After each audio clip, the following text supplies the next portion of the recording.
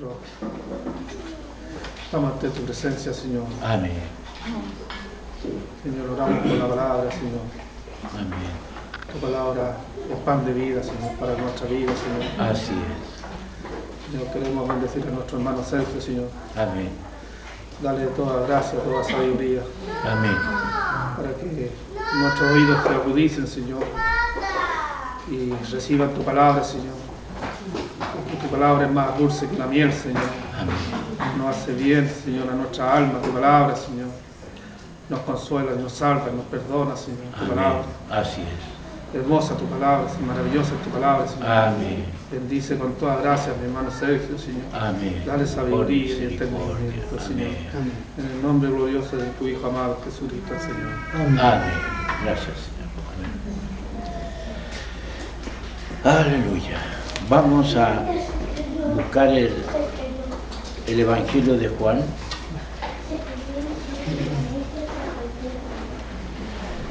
Capítulo 14.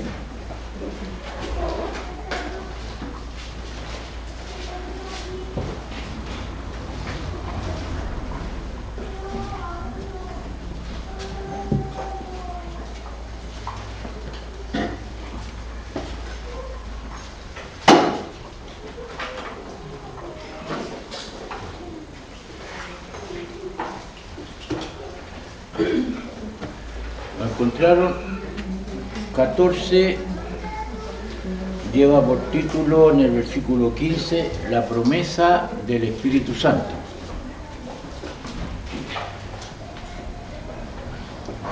Vamos a leer algunos versículos en el nombre del Señor.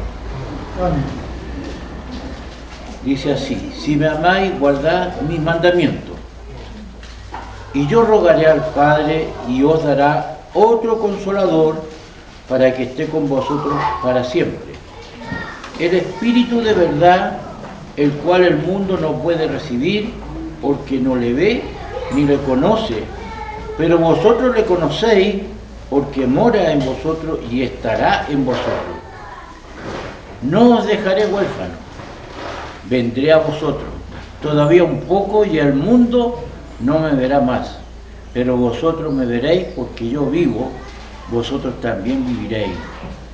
En aquel día vosotros conoceréis que yo estoy en mi Padre y vosotros en mí y yo en vosotros.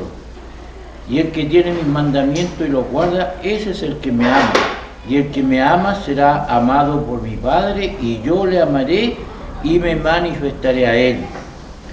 Le dijo Judas, no el Iscariote: Señor, ¿cómo es que te manifestarás a nosotros y no al mundo? Respondió Jesús y le dijo: el que me ama, mi palabra guardará, y mi Padre le amará y vendremos a él y haremos morada con él. El que no me ama no guarda mis palabras, y la palabra que habéis oído no es mía, sino del Padre que me envió.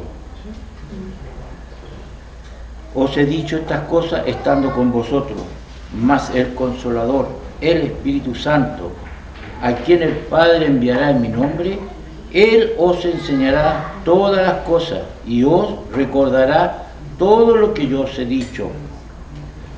Amén. Vamos a dejarlo hasta ahí. Orando al Señor, ¿qué es lo que tú quieres, Señor, que compartamos, que hablemos? Y venía esta reflexión sobre el Espíritu Santo. Y haciendo memoria de todos los compartir de un buen tiempo hacia atrás, muy poco se habla del Espíritu Santo. De otras cosas se ha hablado bastante, pero tenemos que recordar la obra del Espíritu Santo, porque nosotros muchas veces notamos esa flaqueza, esa debilidad, como que no estuviera el Espíritu Santo, como que se nos olvida, como que no nos damos cuenta que está, que todo lo que dice aquí Jesús acerca del Espíritu Santo es verdad, es realidad. Habla de consolador, habla de que Él estará con vosotros para siempre. Este consolador tiene otras traducciones, también se le llama el Paracleto.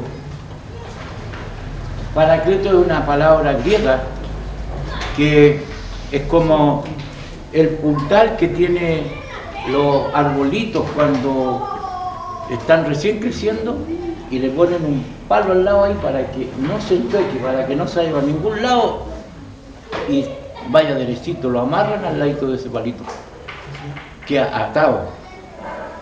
También tiene otra traducción como abogado. Entonces, teniendo el Espíritu Santo a nuestro favor, porque lo enviaría para que esté con vosotros. Y de repente se nos nubla todo, de repente nos vemos tan huérfanos, nos vemos tan desolados, como que no, el Espíritu Santo no está, o nos olvidamos, o qué está pasando. Y el Espíritu Santo justamente está ahí, ¿para qué? Para recordarnos las palabras de Cristo, para guiarnos a toda verdad. Entonces cuando viene el enemigo a atacarnos y viene con mentiras, viene con engaño, ahí está el Espíritu Santo para llevarnos a la verdad de Cristo. Yo soy la verdad, yo soy el camino, yo soy la vida. Entonces, hay exceso y yo ahí creo que hay que tenerlo con cuidado. Yo escucho de repente, yo vengo de un contexto donde yo conocí al Señor pentecostal, donde le dan demasiado énfasis al Espíritu Santo y lo adoran y le piden Espíritu Santo y te adoramos, y entonces se descompensa la cosa, se desbalancea. Estamos hablando de la importancia del Espíritu Santo. Es maravilloso, es algo precioso, pero hay cosas que están en la palabra, están muy ordenadas, están muy claras. El Señor dijo: todo lo que pidieres al Padre en mi nombre, yo lo daré. O sea, nunca dijo: oren al Espíritu Santo. Pongo como un ejemplo. El Espíritu Santo, ¿qué hace? El Espíritu Santo nos guía, nos acompaña, nos lleva a toda verdad, a toda justicia. Él convence de pecado, de justicia y de juicio. Qué tremendo, qué maravilloso. No es menor la labor del Espíritu Santo. No estoy bajando el nivel o la importancia del Espíritu Santo. Al contrario, quiero resaltar lo valioso, lo importante, lo maravilloso que es el Espíritu Santo.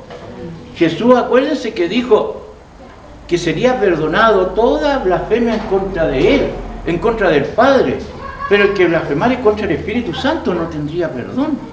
O sea, está dándole la importancia que corresponde. ¿Y por qué? ¿Por qué entonces el Espíritu Santo es más importante que el Padre y que el Hijo? No. Aquí mismo en el relato, en la lectura, está diciendo que el Espíritu Santo vendría, estaría con nosotros, y junto con el Espíritu Santo dice: yo y el Padre vendremos y haremos morada en vosotros. O sea que ellos aprovechan el Espíritu Santo para estar con nosotros. Y Jesús lo dice en varias ocasiones, y yo estaré con vosotros hasta el fin. Y yo también estaré con ustedes. Pero es conveniente en el capítulo 13, en el 33, que está ahí mismo en la misma página, pero en el capítulo anterior, dice que es necesario que Él se vaya, me buscaréis. Y Él les dice que Él se irá, que Él no estará con ellos. Y que es necesario que yo me vaya. Porque si yo no me voy, no vendría el Espíritu Santo.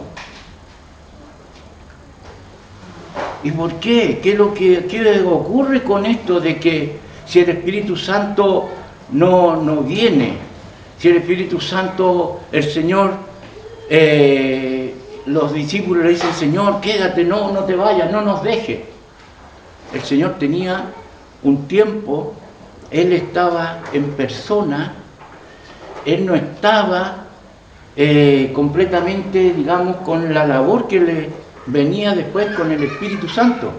A Él lo veían ahí la gente y Él se iba de esa ciudad y se iba a otra ciudad, se iba a Capernaum, se iba a Galilea, no estaba ahí con ellos después en Jerusalén o se iba a otro lugar. Entonces, la labor del Espíritu Santo era más completa, porque el Espíritu Santo iba a estar con todos, en todo lugar y en cualquier parte. En este mismo momento el Espíritu Santo está en millones de iglesias que están repartidas por todo el mundo. Y están juntos como estamos nosotros, alabando y adorando al Señor. Ahí está el Espíritu Santo. Y está aquí con nosotros. Entonces por eso dice, conviene que yo me vaya y que venga el Espíritu. ¿Y qué importancia esta? Que podemos sentirlo, podemos palparlo. Mire, hay una ilustración que es maravillosa, que me fascina. En Génesis capítulo 1, para poder comprender los 3 primeros versículos, nada más. Génesis 1, versículo 1, 2 y 3. Miren lo que ocurre aquí. Pasaje muy conocido. En el principio creó Dios los cielos y la tierra. Y la tierra estaba desordenada y vacía, y las tinieblas estaban sobre la faz del abismo. Y el Espíritu de Dios se movía sobre la faz de las aguas. Y dijo Dios, sea la luz, y fue la luz. Mire, en estos 3 versículos nomás vemos en acción al Padre, al Hijo y al Espíritu Santo. En el principio creó Dios los cielos y la tierra.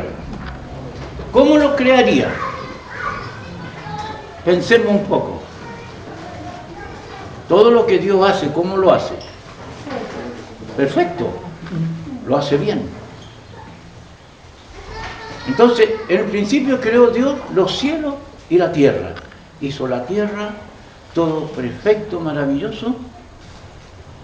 Pero el otro versículo dice, y la tierra estaba desordenada y vacía.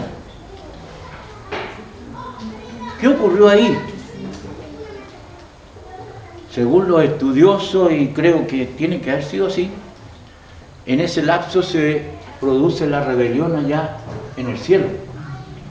Satanás con sus ángeles que le siguieron fueron expulsados del cielo y cayeron a la tierra. ¿Y qué trae Satanás?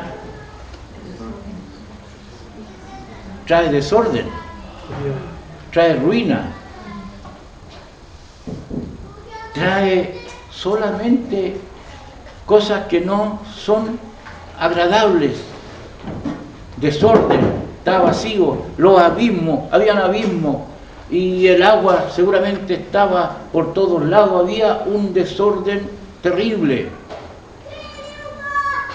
No se sabe cuánto pasó ahí en ese lapso, pueden haber pasado siglos o miles de años. entre que Dios creó el cielo y la tierra y después estaba desordenada y vacía. Entonces, aquí viene la segunda persona de la Trinidad. El Espíritu se movía sobre la faz de las aguas, de los abismos, estaba ahí el Espíritu.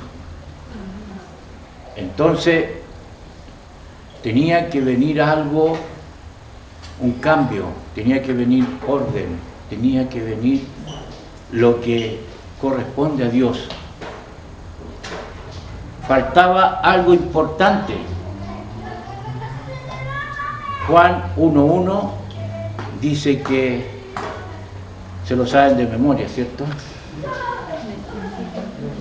¿Quién es el verbo?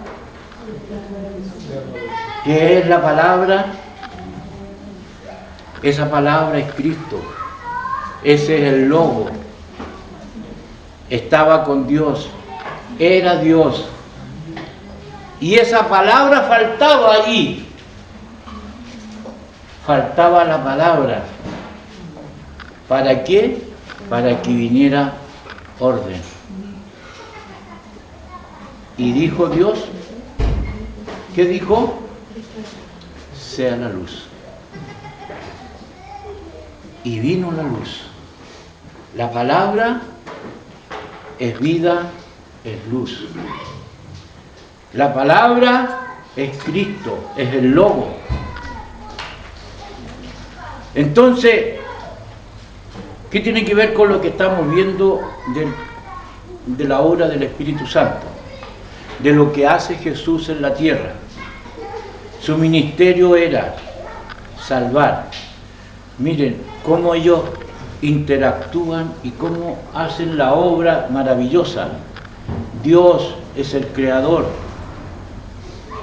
Jesucristo es el Salvador. Y el Espíritu Santo es el que santifica. Cada uno tiene un trabajo y cada uno se intercalan. Jesús le da la gloria al Padre. Todo dice el Padre, lo que Él me dice yo hago, y lo que el Padre me pide estoy ahí. Yo no hago mi voluntad, hago la voluntad de mi Padre. Ahora dice sobre el Espíritu Santo, Él vendrá y no hará nada por su cuenta. El Espíritu Santo recordará todas las palabras que yo he dicho. El Espíritu Santo viene sujeto al Hijo. Aquí en Juan, volvemos a Juan, en el capítulo 15, 16. Ahí hay un título también. La obra del Espíritu Santo. Esto no os lo dije desde el principio, porque yo estaba con vosotros. Pero ahora voy al que me envió, y ninguno de vosotros me pregunta dónde vas. Antes, porque os he dicho estas cosas, tristeza ha llenado vuestros corazones.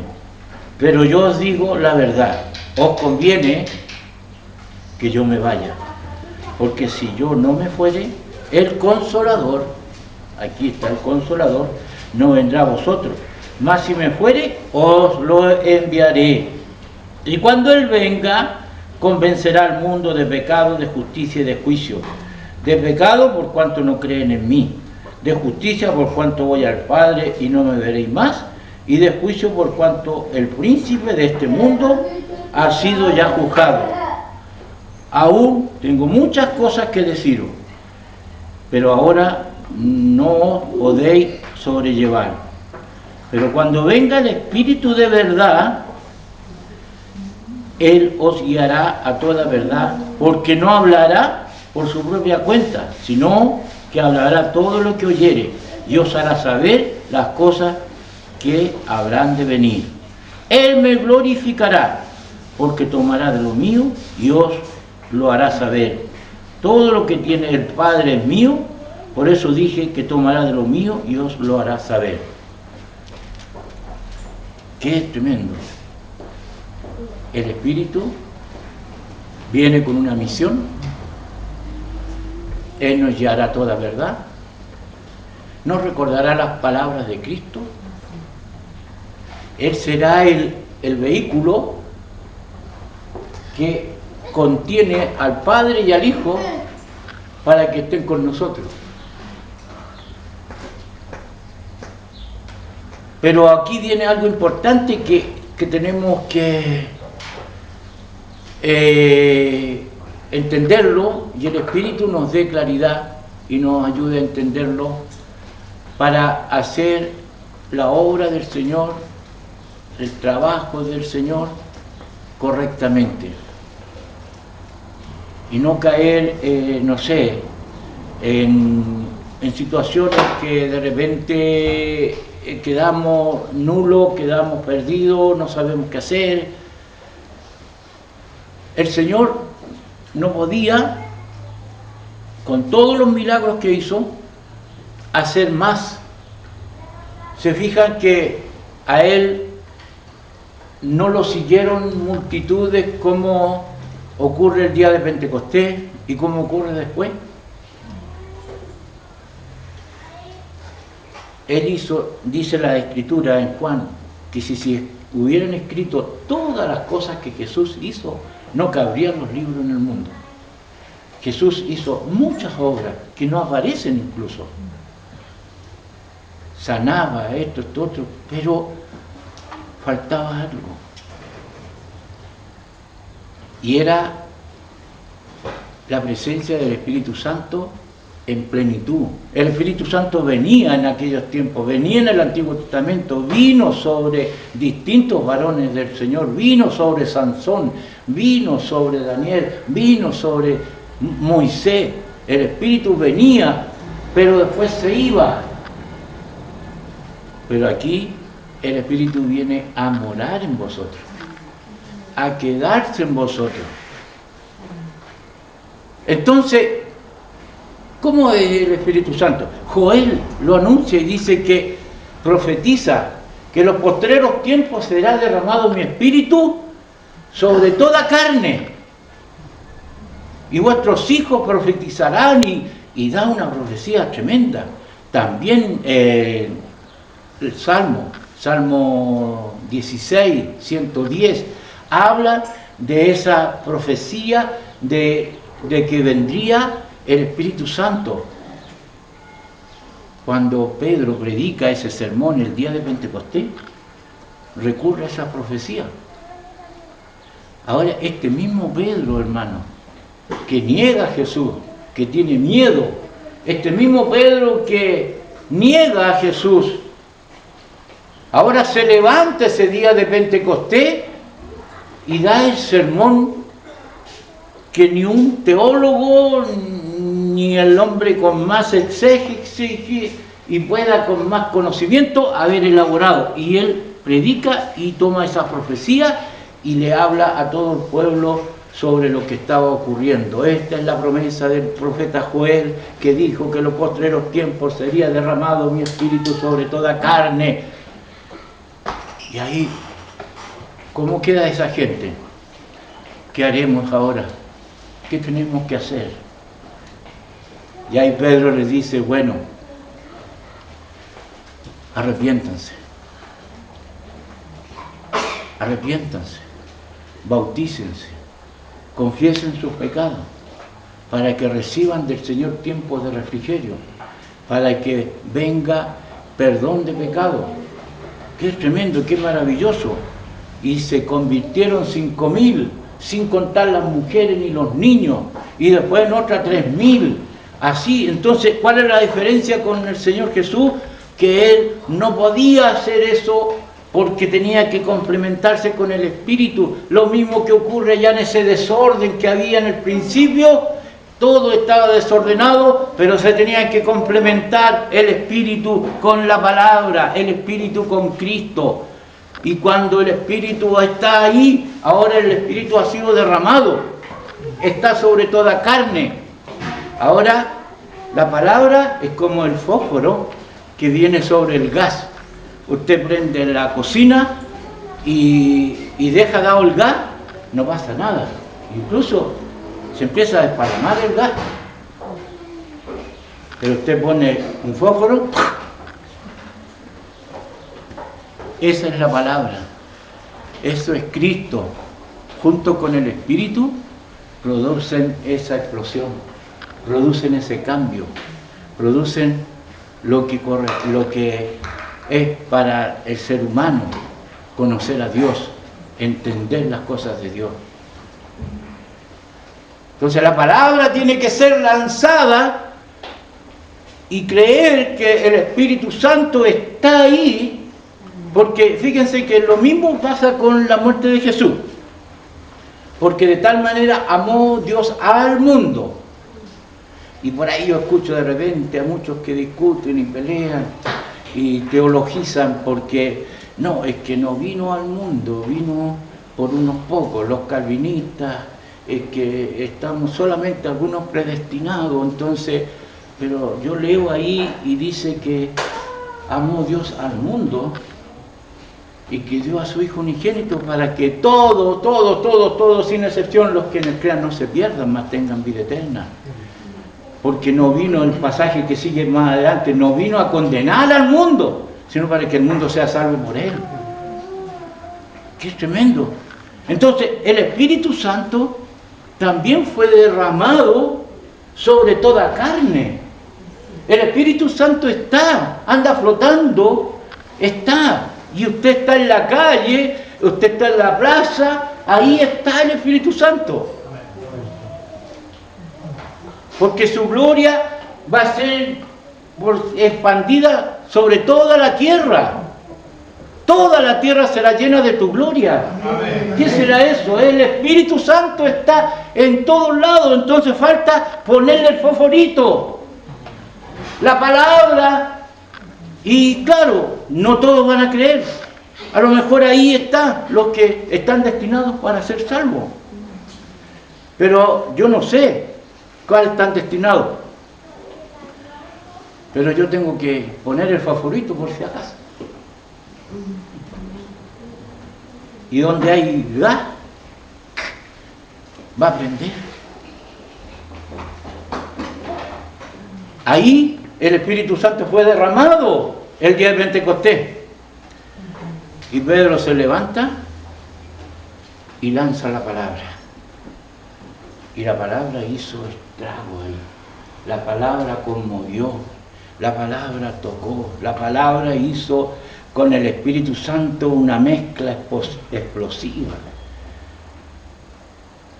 En Hechos 1, cuando Jesús reúne a sus discípulos y antes de irse, le dice que no se vayan de Jerusalén, que esperen ahí, porque serían embestidos del poder de lo alto.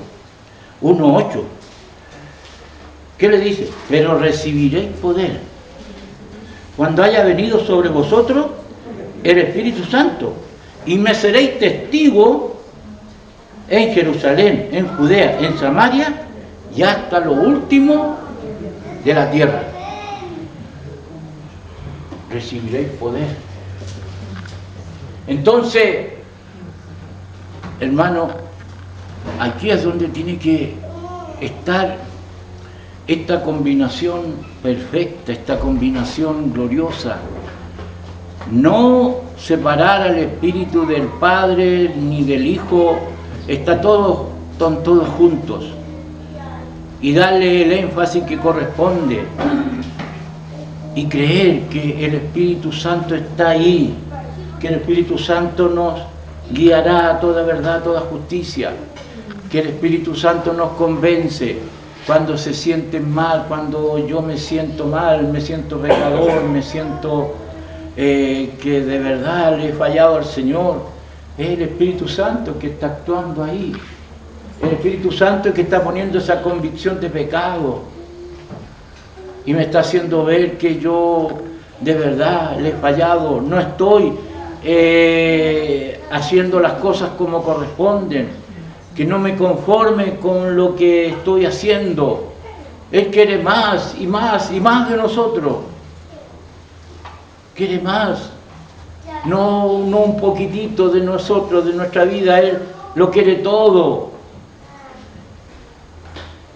Siempre recuerdo cuando un pastor predicaba acerca de tomar la cruz y de renunciar y de tomar una decisión por el Señor así bien radical. Entonces, al terminar la prédica, un joven se acercó y le dice: pastor, yo entiendo lo que dice la palabra, muy bonita, pero me parece que el Señor pide mucho. Entonces el pastor lo quedó mirando y le dijo: ¿crees que pide mucho? Sí. No hay entendido nada entonces. No pide mucho, lo pide todo. Todo. Si tú no le das todo, no has entendido nada. Entonces él encontraba que eran muchas cosas. Entonces él le dio el golpe de gracia. Le dio el último: no te pide mucho, te lo pide todo. Y es eso lo que Él quiere.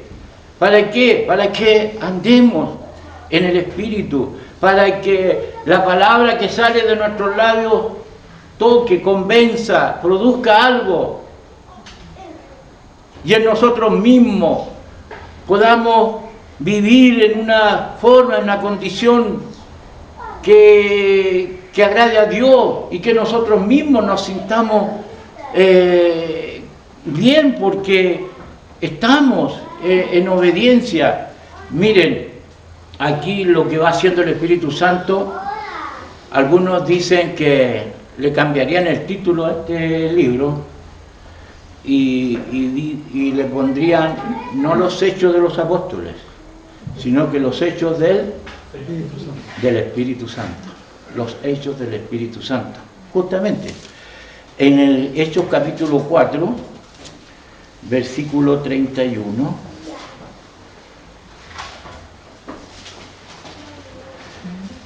mire, aquí hay un caso muy tremendo, maravilloso. Ellos habían sido, después que ocurre todo eso, los sacerdotes, los romanos estaban desesperados. ¿Qué pasa con esto? Estos están cada vez más alienados. No sacamos nada con matar a su líder, porque ahora aparecen 12 líderes más y se levantan por todos lados por una forma extraordinaria. Entonces los meten presos, los azotan, empiezan a perseguirlos. Y me gusta esta oración, que es tremenda esta oración. Y toman también pasajes del Antiguo Testamento. Entonces, no lo quiero leer entero, para no extenderme mucho, pero mire, quiero leer unos 3-4 versículos más. Dice el 4:28. Para hacer cuanto tu mano y tu consejo habían antes determinado que sucediera.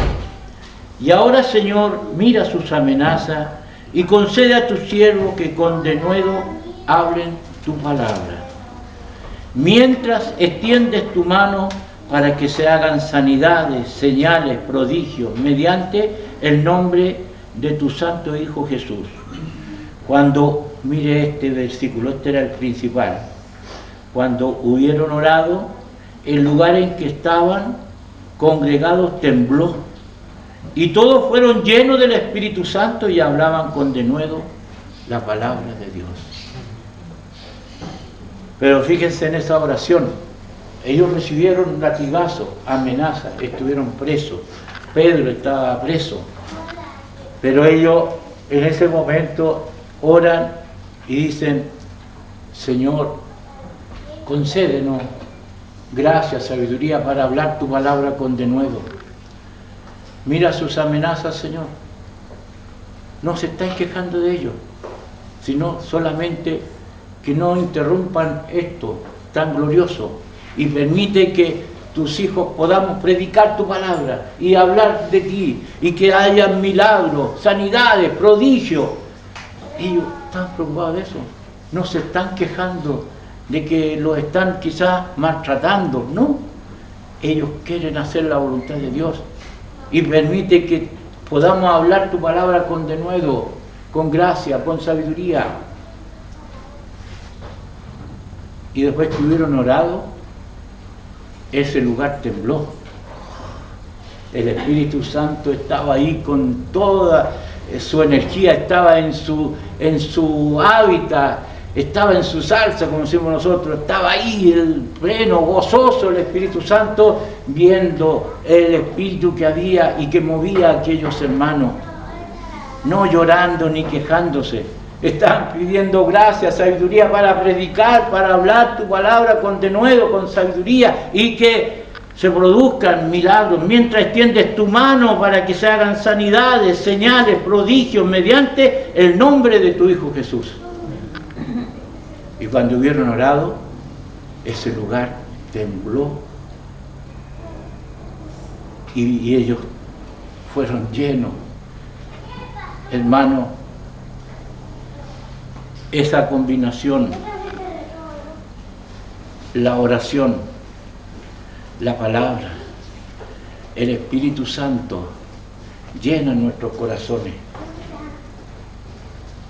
Tiene que venir un avivamiento grande en este tiempo. Tiene que haber un avivamiento. No podemos seguir así tan frío, tan indiferente. Tenemos que empezar a orar y a pedir que el Señor tome su lugar en nosotros, que su Santo Espíritu nos guíe, nos dé luz, nos dé claridad. A veces nosotros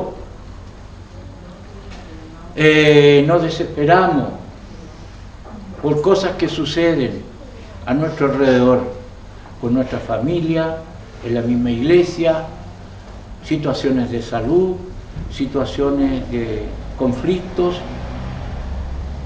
y de esas cosas sabemos que Dios, algunas están en su voluntad que ocurran y van a ocurrir, estemos como estemos, digamos, en un nivel espiritual, pero otras el Señor espera que nosotros, llenos de su gracia, de su poder, podamos orar y haya liberación, haya sanidad, el maligno retroceda.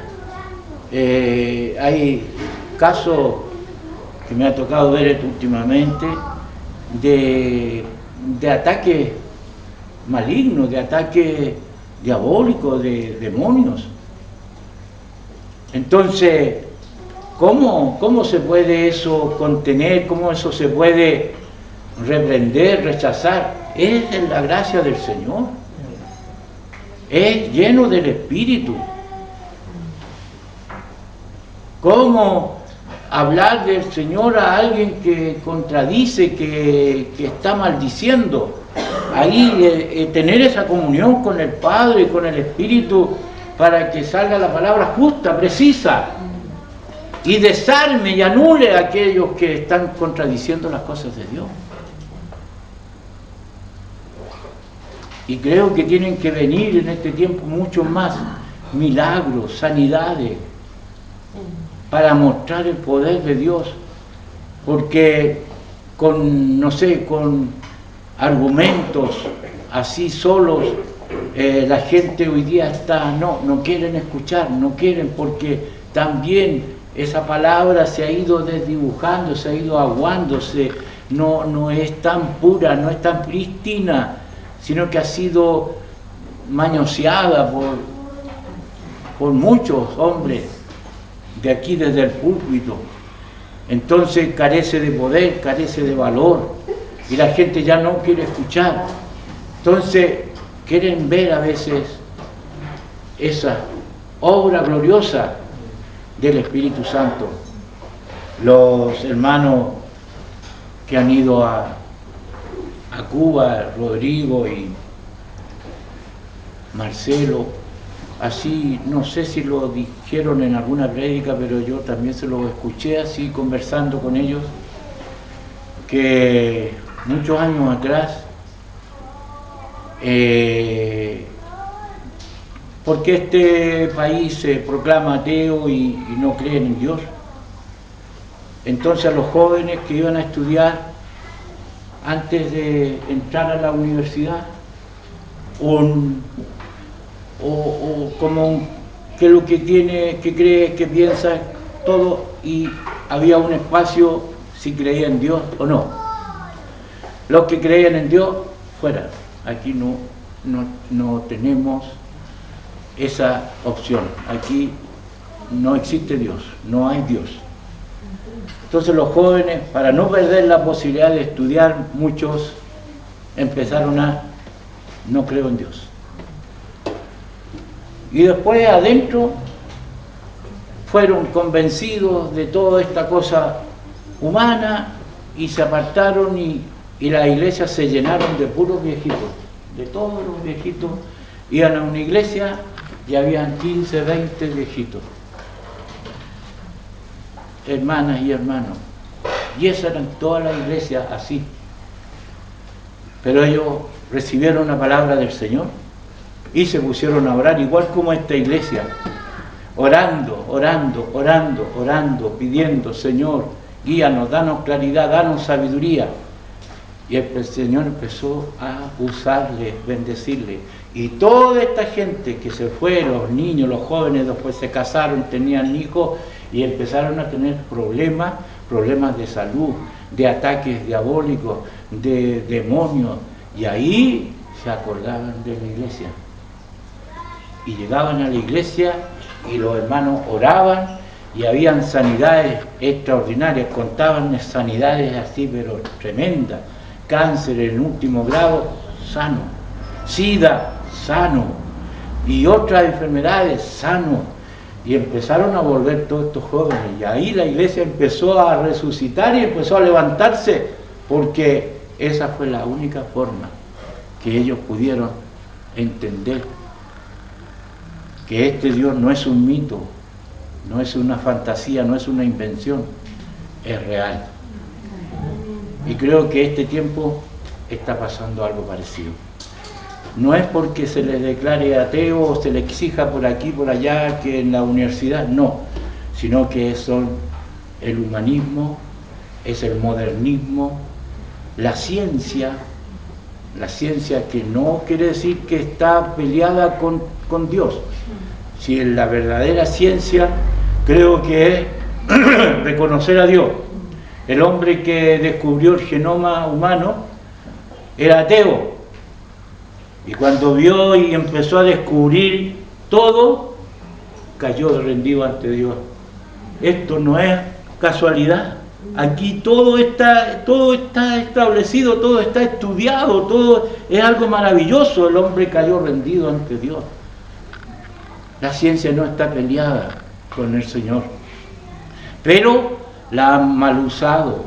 Entonces hoy día los hombres están confiando en la ciencia, entre comillas, en el modernismo, en las comodidades, en la ideología, y han dejado de lado las cosas de Dios. La inteligencia artificial, si después dicen que todo va a ser con inteligencia artificial. Pero nosotros seguimos siendo de carne y hueso y tenemos un alma, como decía Claudito, que no se va a llenar con nada de este mundo. Solo tiene algo que la va a llenar, es el Espíritu de Dios. Amén. Entonces la iglesia tiene que despertar y volver a la senda antigua y de buscar la presencia de Dios y de orar y de leer la Escritura, y el Espíritu Santo ya está ahí. Así que después saltar el fósforo y se prende. Y Dios va a hacer la obra. ¿En quiénes? En los que Él ya tiene predestinado. Así que, ¿cuál era el objetivo de este recordatorio de la obra del Espíritu Santo? No olvidemos, el Espíritu Santo es real, está aquí, está con nosotros. Recurramos. Tenemos, como dice, una cartita bajo la manga. ¿Qué carta es esta? El Espíritu Santo estará con vosotros para siempre. Él los guiará a toda verdad y a toda justicia. No hablará de su propia cuenta. Él pondrá las palabras. Le decíamos recién de Pedro. Pedro, un hombre tan rústico, un hombre pescador, que no tendría mucha educación, pero después se manda el sermón, realmente, y muchos mensajes, llenos de gracia, de sabiduría. ¿De dónde salen? El Espíritu Santo pone las palabras. En alguna ocasión Jesús, cuando envía a sus discípulos, les dice: no penséis lo que vaya a decir, sino que yo pondré palabras. Así que, hermanos, tenemos algo precioso que tenemos que aprovechar, recurrir, acudir, para que nosotros seamos avivados, la iglesia sea avivada, vengan muchos más, vengan a la salvación los hijos que faltan, la familia que falta.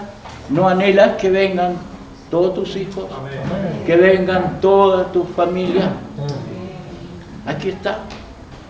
Creamos en esta promesa, creamos que Él está aquí con nosotros y que su Espíritu Santo no es una figura decorativa, es real.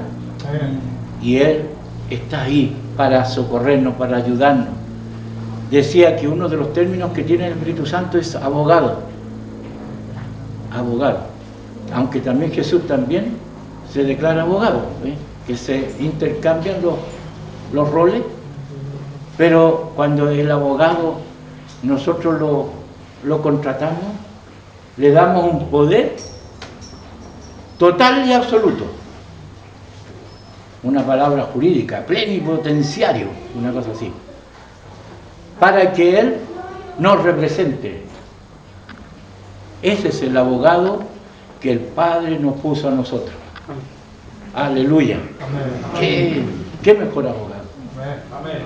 Así que aprovechémoslo para que la iglesia, nosotros, la obra del Señor avance. No la puede detener ni el modernismo, ni las ideologías, ni las amenazas, ni las cosas en contra, así física, nada lo puede detener. El Señor es mayor, amén, es más fuerte, más poderoso. Amén. Amén. Demos gracias al Señor y digámosle: Señor, yo me he olvidado de que tengo a mi favor esto tan glorioso. Y tú, Espíritu Santo, avívame y recuérdame que no estoy solo. Amén. Amén. Padre amado, gracias en esta hora, por este momento, por esta palabra. Oh Señor, qué maravilloso. Tú dijiste: yo no los dejaré huérfanos. Vendré otra vez y estaré con vosotros. Y mi Padre también estará. Señor, tu Espíritu Santo sea real en nosotros. No porque no lo es, nosotros somos los que le impedimos el actuar, le impedimos que Él actúe con toda autoridad sobre nosotros, porque el Espíritu Santo es sensible, el Espíritu Santo es delicado y no habita en lugares sucios, no habita en lugares contaminados. Y por eso se aleja, por eso, Señor, queremos ir a tu presencia en oración, en humillación, en derramarnos delante de ti, pidiéndote perdón y que tú limpies nuestro vaso y que tu Espíritu Santo repose. Encuentre un lugar como esa paloma que fue enviada y encontró un lugar donde reposar. Así también tu Espíritu encuentre en nosotros ese lugar apropiado. Perdónanos en esta hora y bendice nuestras vidas en esta hora. Gracias por tu palabra. Te lo rogamos por Jesucristo, tu Hijo amado. Amén.